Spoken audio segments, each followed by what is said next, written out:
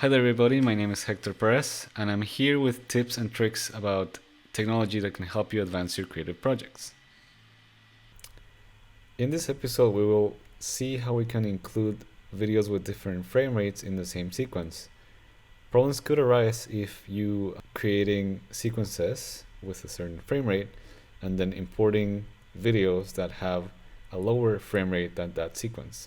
This will result in jumpy videos which will not have very high quality. So let's get started. So here we are, again, just a typical Adobe project, and we have a few files already loaded with some bins with different frame rates. We could have even higher frame rates. In some cases I've used 60, 120. The GoPro goes up to 240, which is what I use sometimes. I always try to create my sequences with the lower frame rate that I'm going to use overall in the project, because audio gets affected when you interpret footage as being a certain frame rate. So let's say I create a sequence with this particular clip which has 24 frames per second. I'm going to move my sequence down here so that it exists in a separate bin and it's more organized. You can see here I'm going to bring the scale to a fit here, and you can see it's just rain, and you can see, so that's that's 24 FPS, the resulting video. So in this case that's going to be our basis.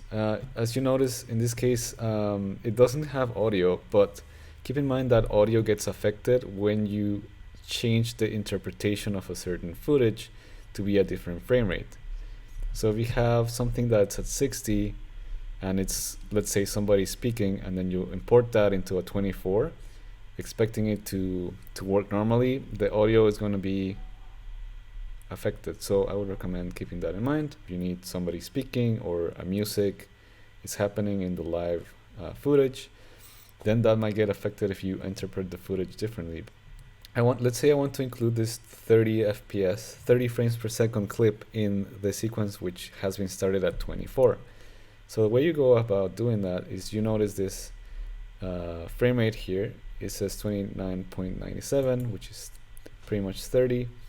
And at this point you can change the frames per second by going modify, interpret footage, and then this window will pop up where you can actually tell it how to interpret the frame rate of the video.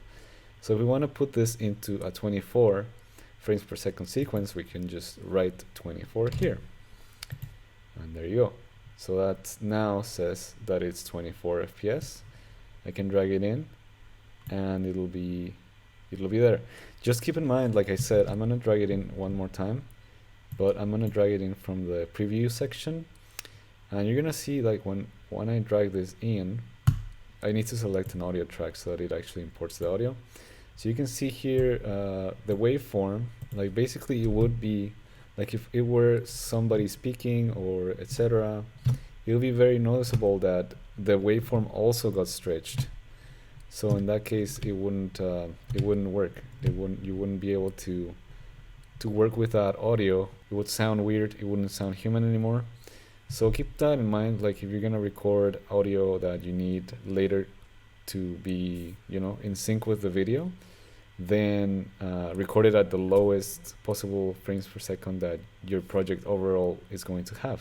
And what I would recommend you to be careful of is what I mentioned in the beginning, this case in which you actually create a sequence which has a very high frames per second rate, and then you import one that has like a video clip that has a very low frame rate, because in that case it's going to be very jittery, it's gonna glitch out, it's not gonna work very well. So just that's my only recommendation there. So just don't import lower frame rate clips into higher frame rate sequences. That's just my general advice. Thank you so much for watching this video, and see you in the next one.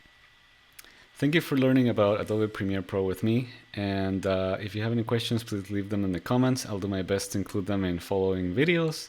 If you liked this video or you found it helpful, please like, share, and subscribe, as well as hit the notifications if you would like to get alerted when I make a new video. All the best to you and to your creative projects. See you soon.